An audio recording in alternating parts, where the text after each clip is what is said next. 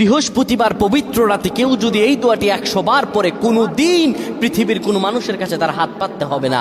পৃথিবীর সব কিছু তার পায়ের নিচে আল্লাহ হাজির করে দিবেন। দারিদ্রতা থেকে মুক্তি দান করবেন, বিপদ আপদ থেকে মুক্তি দান করবেন, তার সম্মানকে সুউচ্চতা দান করবেন, অসুস্থতা থেকে দূরে রাখবেন। আল্লাহর অশেষ দয়া ও রহম তাকে দান করে দিবেন। সুবহানাল্লাহ। বৃহস্পতিবার রাত এটি গুরুত্বপূর্ণ রাত। এই রাত সপ্তাহে একদিন আসে।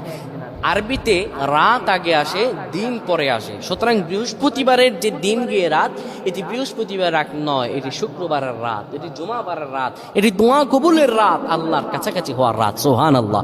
এই বৃহস্পতিবার রাত আল্লাহ তাআলা বান্দার দোয়া কবুল করেন।